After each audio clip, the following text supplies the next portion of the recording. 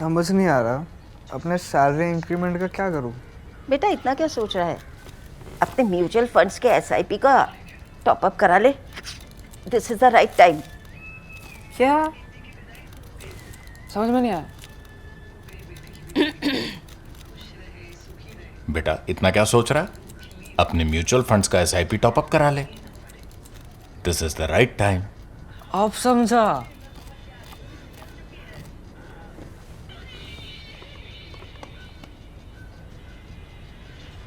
Mutual fund investments are subject to market risks. Read all scheme related documents carefully.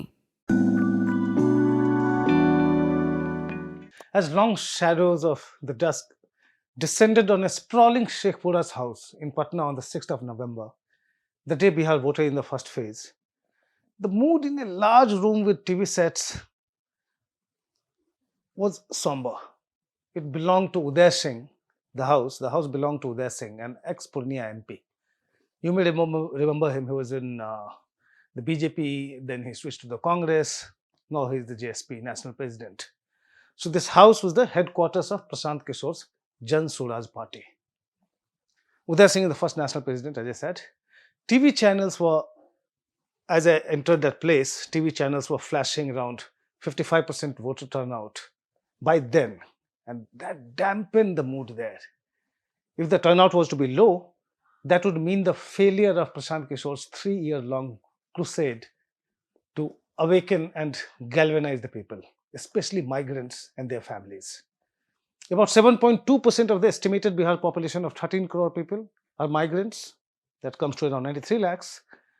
As per Prashant Kishor's assessment, about 50 lakh migrants visited their native places during Chhath and stayed back for voting. He was counting on them to influence the voting choices of their family members too. Even if only the parents and the wife of a migrant vote for the JSP, it comes to 2 crore votes for the party. It's a winning number. The NDA secured 1.57 crore votes to win the assembly election in 2020. No wonder Prashant Kishor's campaign revolved around migrants, with his main promise being that after 14th of November, these migrants won't have to leave their families in Bihar just to earn 10,000, 12,000 rupees per month outside Bihar. One song that played on the loudspeakers during his campaign also talked about PK's return home, subtly feeding into the migration narrative. सब कुछ अपना छोड़ के आया ये बिहार का बेटा है, जन स्वराज का प्रशांत किशोर जन जन का नेता है. Bihar's son left everything behind to come here. Prashant Kishor of Jan Suraj is everyone's darling. That was one of the songs. It was in this backdrop that the apprehension of a low turnout in the first phase rattled the JSP leaders. And I met Manoj Bharti, the Bihar JSP president, and he told me then, if even the migrants and educated people in Patna have not come out to vote, it's very disappointing. Manoj Bharti, he is a 1988 batch Indian Foreign Service officer. His last posting was as India's ambassador to Indonesia. After retiring in March 2023, he was living in Noida when Prashant Kishor's interviews got him interested. Manoj Bharti always wanted to do something for Bihar, and he found his calling in PK's politics. For the Madhubani-born ex-IITian diplomat, the low turnout seemed to threaten his belief in alternative politics. But this disappointment was to last for a very short time.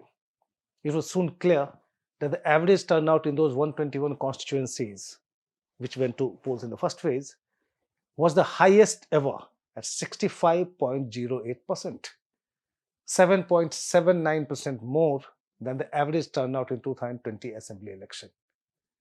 It came as a big relief to Prashant Kishor and his party colleagues.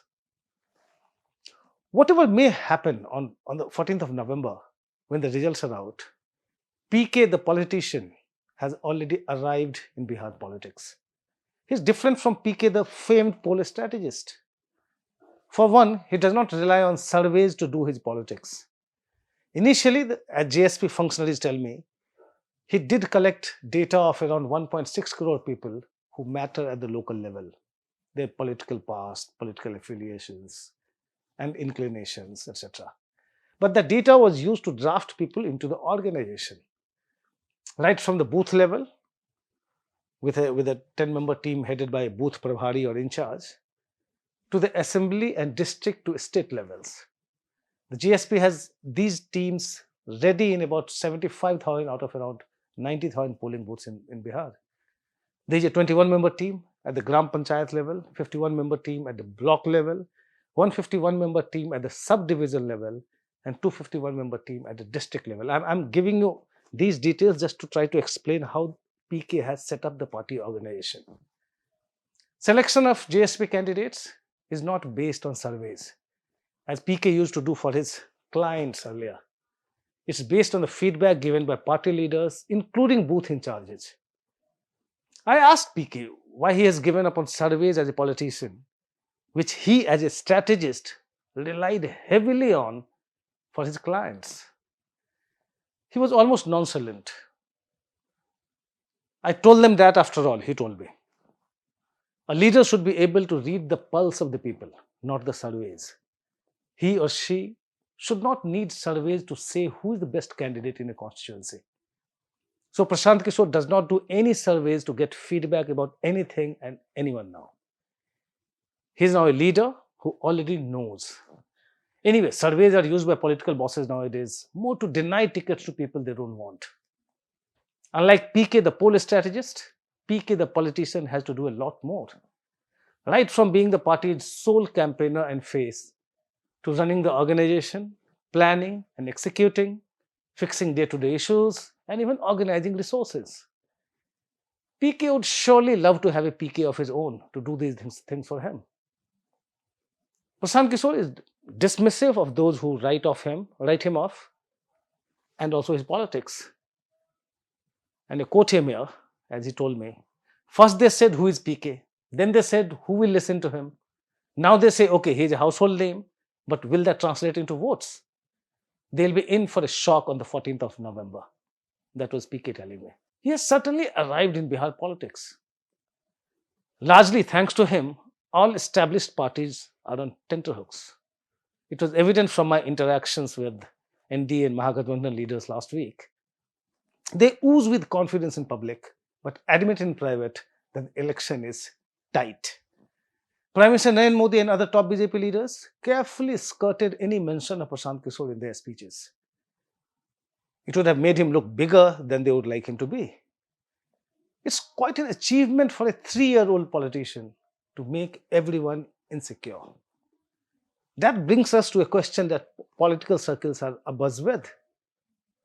Will PK turn out to be the Arvind Kejriwal of Bihar?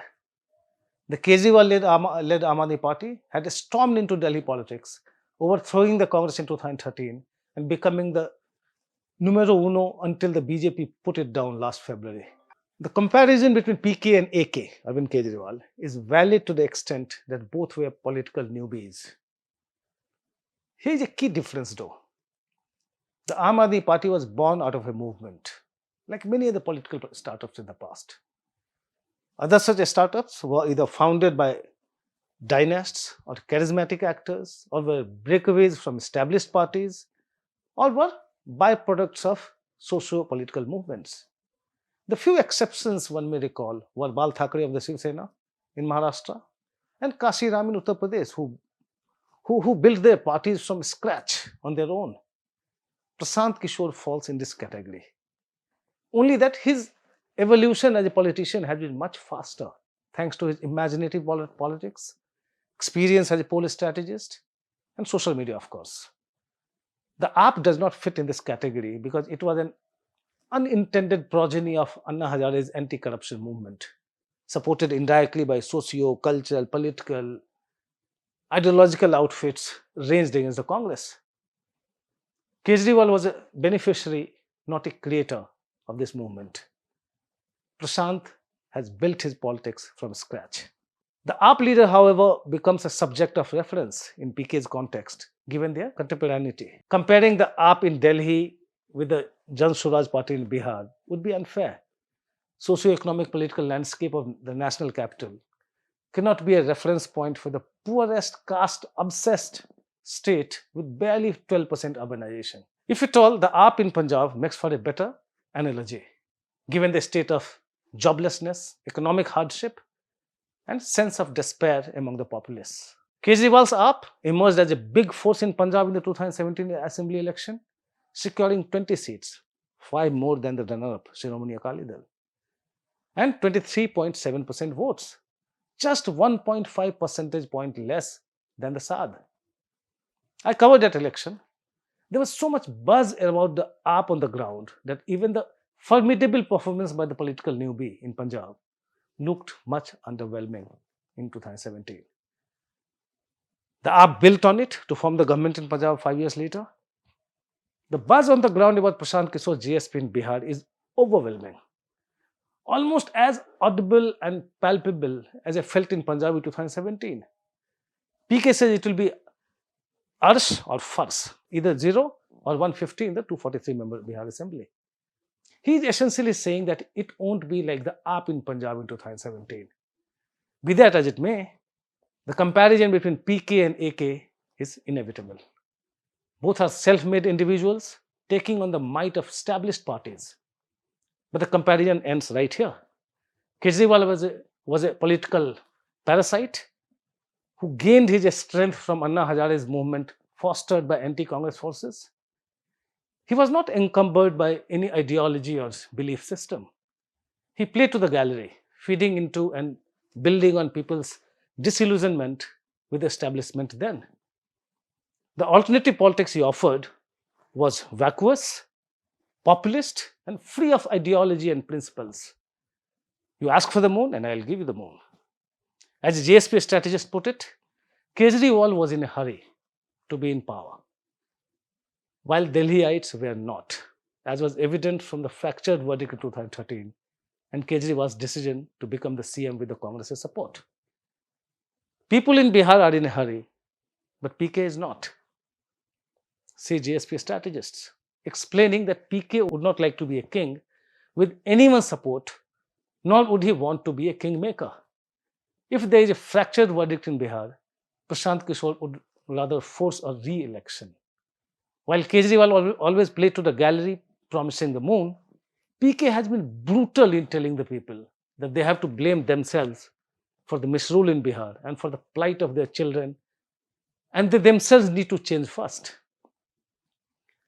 Kejriwal could sleep with the enemy, Congress, for power, while PK is ready to wait for the next 5 years if he has to. No matter what the result on Friday, PK has shown how a common man can build a political party from scratch and set the electoral discourse. He is in no hurry.